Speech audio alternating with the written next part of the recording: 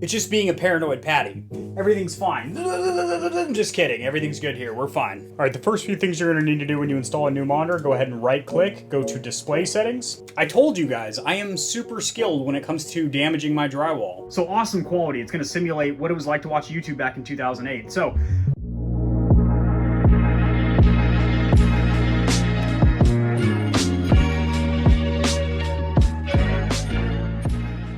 she needs off the mount, she needs on the mount. All right, Stallions, we've got the Samsung G7 out of there. Now, before I mount this bad boy, I want to show you it is a standard Vesa 75 mount on the back.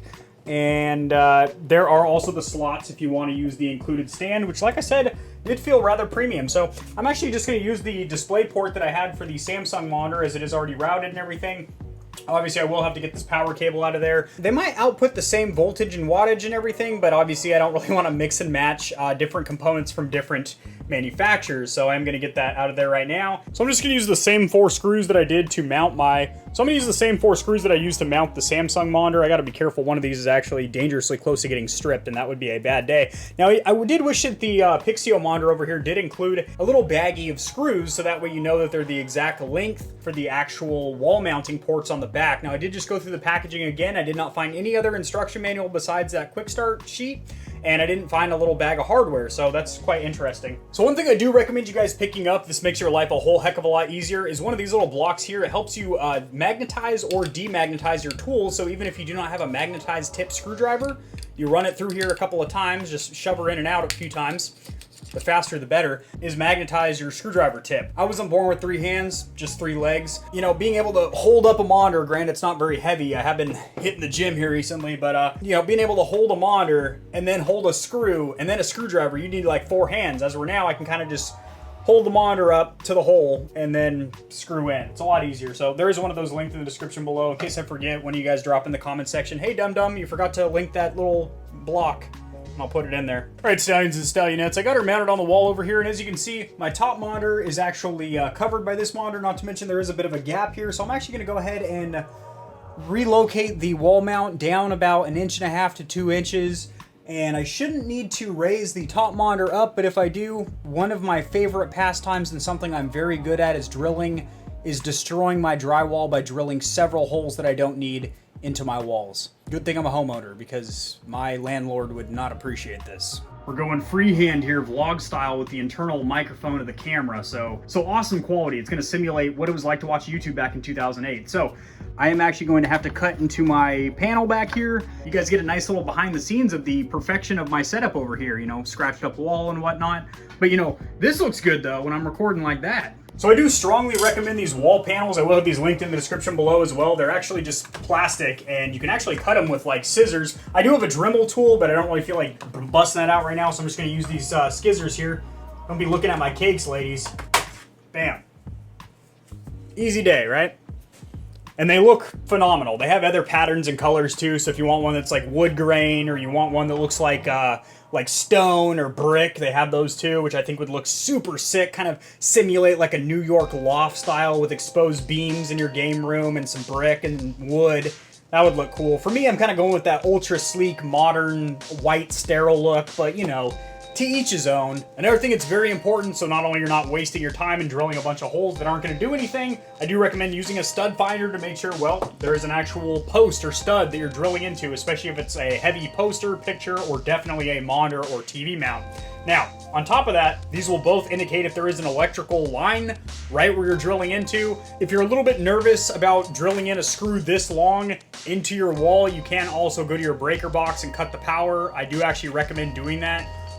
Just in case you do drill into something, when you flick it on, it will pop the breaker, maybe cause some sparks in your room, but you won't be getting electrocuted, so that's pretty sweet. Yeah, I always feel like a real man when I gotta bust out my ratchet set.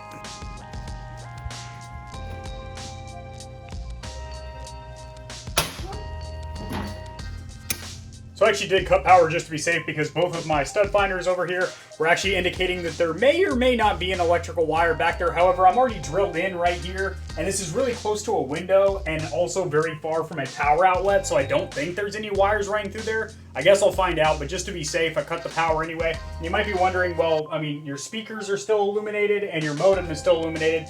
technically I still have internet and power to this room because I do have an UPS or uninterruptible power supply or power source. So that is keeping everything up and running for about 90 minutes or so.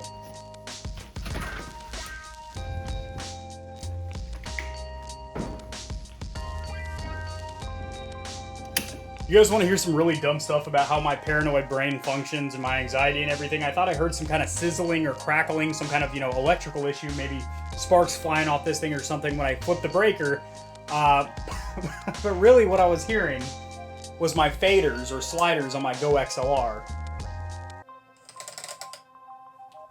So that noise I could hear over there in the garage kitchen area, and it literally sounded like some kind of sizzling. It's just being a paranoid Patty. Everything's fine. Just kidding. Everything's good here. We're fine. Well, now it's actually too low. It's cutting off a good portion of my Go XLR over here, which isn't a huge deal. It is on a stand where I could angle it down a little bit further and whatnot. However, the bigger issue is, well, there's two of them actually. One, there's a bit of a gap here, which would drive me absolutely cuckoo.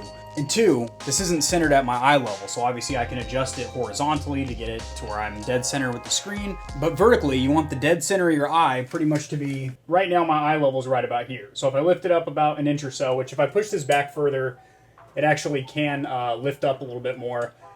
I'm going to lift this up about an inch or so. That should give me a little more clearance for my Go XLR, close this gap up a bit, and make this more centered with my eye level vertically. I told you guys, I am super skilled when it comes to damaging my drywall. These screws are like a 1/4 inch in diameter, so these are some good size holes. I might as well be unloading a 9mm into my walls. So in all honesty, projects like this are very frustrating and time consuming. I mean, I've wall mounted a TV here, drilled into the drywall, ran all the wires down there, installed a ceiling fan, did all the wall coverings, built 2 desks and a bookshelf for this room, and that's probably not even the half of what I've done in this setup, but it is very well worth it. Once you get everything set up just perfectly for your liking, to where when you walk in that room, whether it's your bedroom that happens to have your streaming computer in it, or it's your living room that has your consoles, or it's a whole room in your house dedicated to being a game room, you do definitely have a sense of accomplishment knowing that you built every stick of furniture in there and you did it all yourself. You get kind of more of a sense of appreciation and accomplishment from that. And all that deep talk out of the way and whatnot, another little pro tip or bro tip, if you will, when you're tightening in these Vesa mounts, you do want to go in kind of a crisscross applesauce star pattern, just like when you're screwing on a wheel and tire onto a car, because as you screw in the top right, the bottom left gets looser, and you want to go in a back and forth to make sure that your monitor is indeed secured in there properly, and you want to make sure that you have just the right length of screws. Like I said, this monitor did come with 2 screws, but they were only 2 screws for the actual stand that's included. So if you are wall mounting, you have to kind of play guess. And if you have too short of screws, well, there's not enough threads that are actually holding it in place. And if you have too long of screws, that's even worse, because as you're screwing them in, you'll hear a nice satisfying click. And that is when you break into the back of your panel and destroy your LCD or IPS display. And that's not fun. So just go in a crisscross pattern and make sure you have the right diameter and length of screws. Another thing, I actually do recommend you guys picking it up because it's super, super convenient and saves you a fortune in those air duster cans. I used to go through those a lot, for blowing out my keyboard. Before I'd hit go on a YouTube video, I'd blow off my desk and make sure there's no dog hair and dust all over my stuff. And it gets expensive, and honestly, this thing right here, it comes with a bunch of attachments you can get in really tight, intricate areas like your keyboard and stuff, and it blows a lot of air, and it's basically like an air duster can, but it's powered. And yeah, this thing is awesome. Again, this is linked in the description below too. The main reason I'm doing that is there's obviously a ton of particles of the drywall and whatnot, dust all over my desk. The reason this mouse is bouncing around like crazy is this is actually the lightest wireless mouse on the market, the Razer Viper Ultimate. I do have a review of this bad boy. That'll be down there in the description below as well. All right, the first few things you're gonna need to do when you install a new monitor, go ahead and right click, go to display settings. And if you have multiple monitors, they're most likely gonna be all woppy-jawed and disoriented. So you hit identify, it'll label them in the lower left-hand corner. And then you are able to drag them exactly where you want. So for me, I have these 2 in vertical orientation. I don't want to be able to track off the right-hand side of the screen and then be over there. I want to have to actually go up and to the right.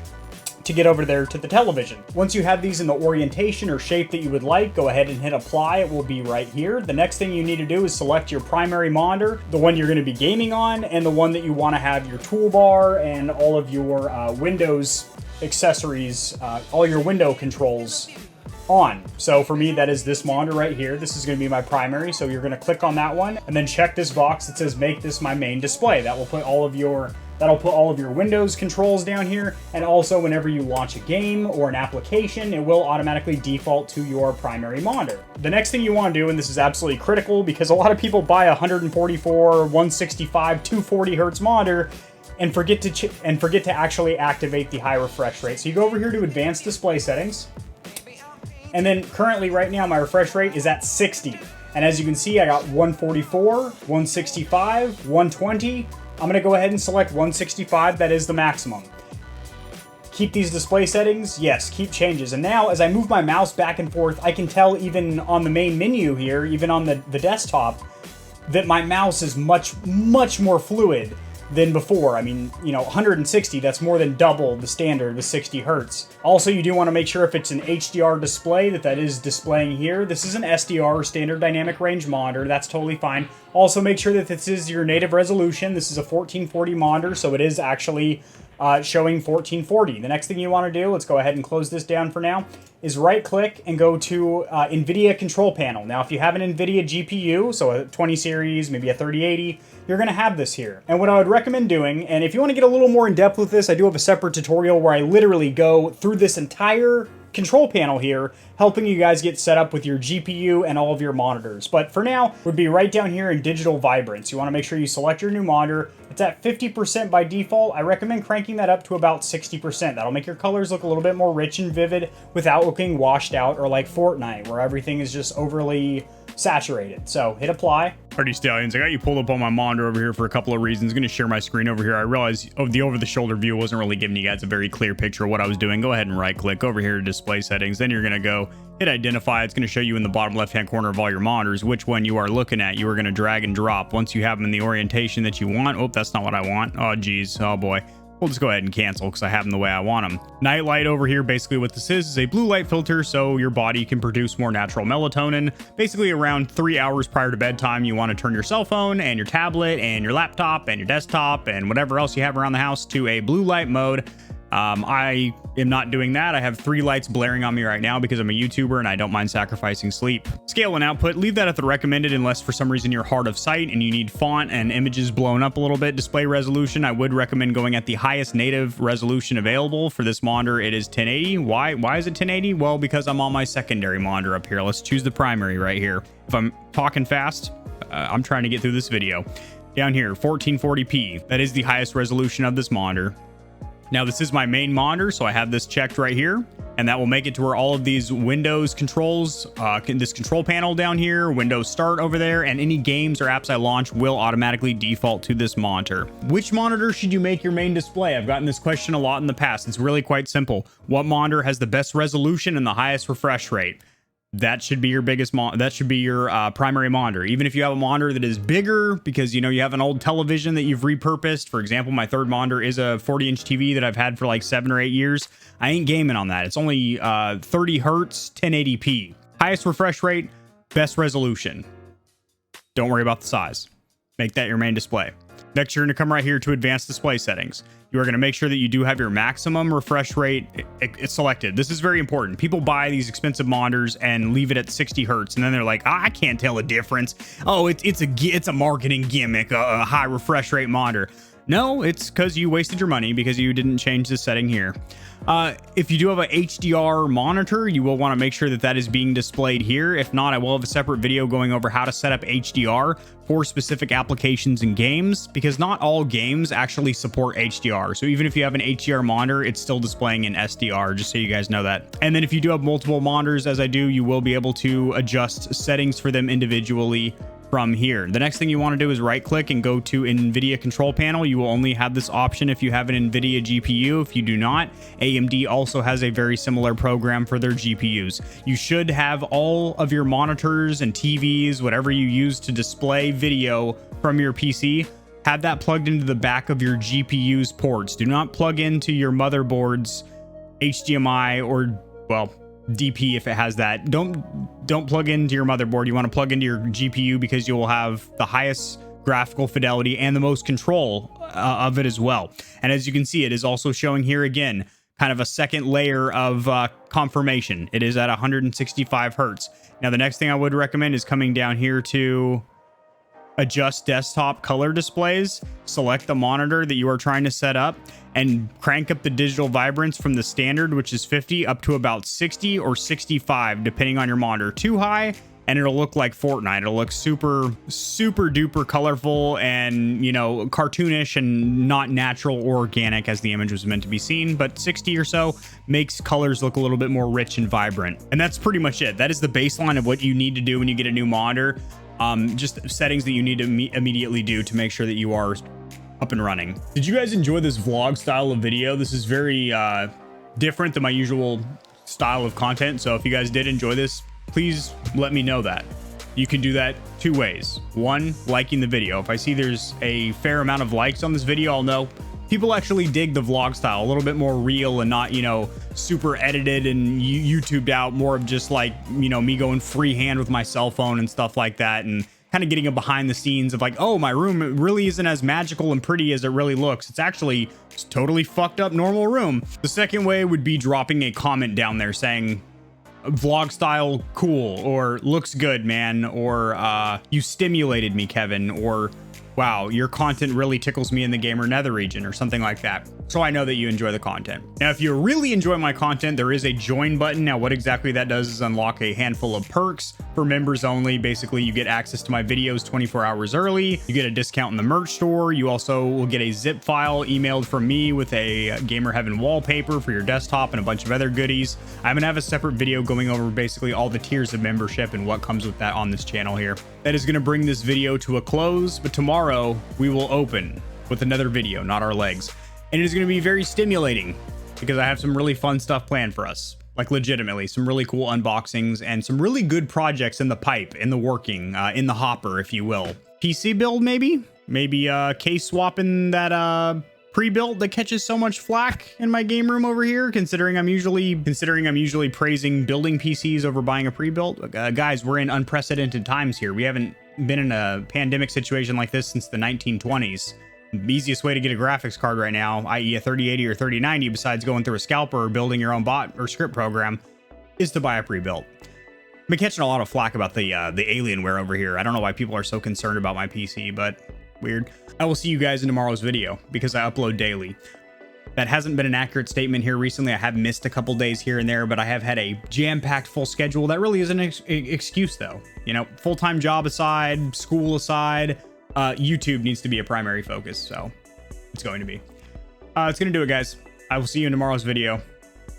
I love you guys. Not in like a romantic way, unless you're into that kind of thing, but just, you know, as a content creator to a viewer relationship. I appreciate you. Peace.